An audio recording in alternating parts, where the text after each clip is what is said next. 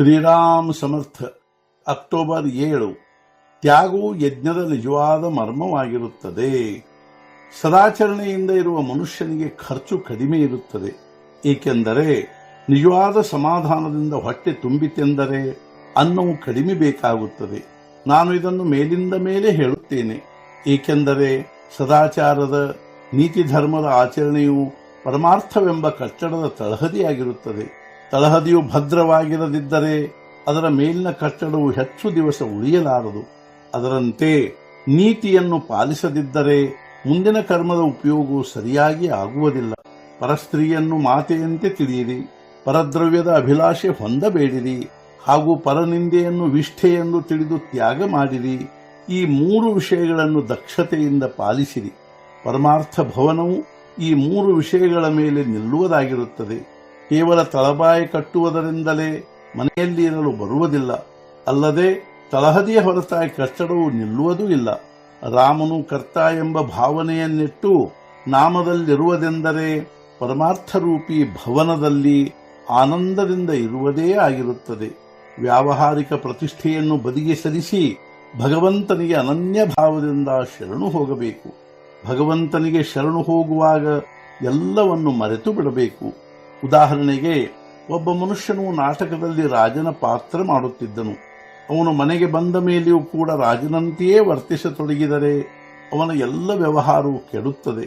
ಭಗವಂತನಿಗೆ ಶರಣು ಹೋಗುವಾಗ ನಾನು ದೊಡ್ಡ ಭಕ್ತನು, ವಿದ್ವಾಂಸನು, ಧನಾಢ್ಯನೆಂಬ ಮುಂತಾದ ಅಭಿಮಾನ ಬಿಟ್ಟು ಹೋಗಬೇಕು.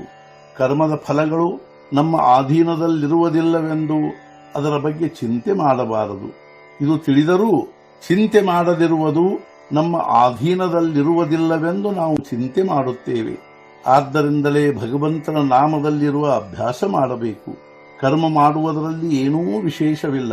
ನಮಗೆ ಕರ್ಮ ಮಾಡದ ಹೊರತು ಸಮಾಧಾನವೇ ಆಗುವುದಿಲ್ಲ. ಕರ್ಮ ಮಾಡಿದೆಂದು ಗೀತೆಯಲ್ಲಿಯೂ ಹೇಳಿಯೇ ಇರುತ್ತದೆ.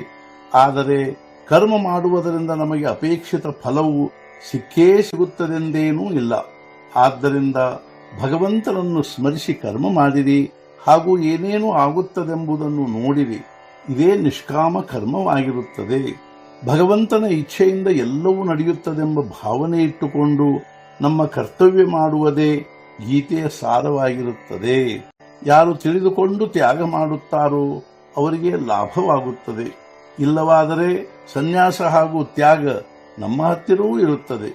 ಭಗವಂತನ ವಿಷಯದಲ್ಲಿ ನಾವು ಸನ್ಯಾಸಿ ವೃತ್ತಿಯನ್ನು ಧಾರಣೆ ಮಾಡಿರುತ್ತೇವೆ, ಹಾಗೂ ನಾವು ನಮ್ಮ ತಂದೆ ತಾಯಿಗಳನ್ನು ಬಿಡುವಂಥ ತ್ಯಾಗ ಮಾಡುತ್ತೇವೆ.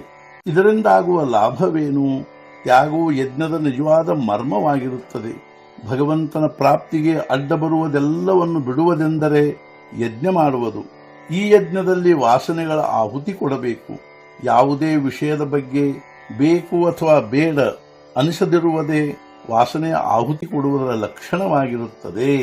ಇಂದಿನ ಮುಖ್ಯ ವಿಚಾರ, ಎಲ್ಲಿ ವಾಸನೆ ಮುಗಿಯುತ್ತದೋ ಅಲ್ಲಿಯೇ ಭಗವಂತನ ಕೃಪೆ ಆಗುತ್ತದೆ. ಸದ್ಗುರುನಾಥ ಮಹಾರಾಜ್ ಕಿ ಜೈ. ಜೈ ಜೈ ರಘುವೀರ ಸಮರ್ಥ.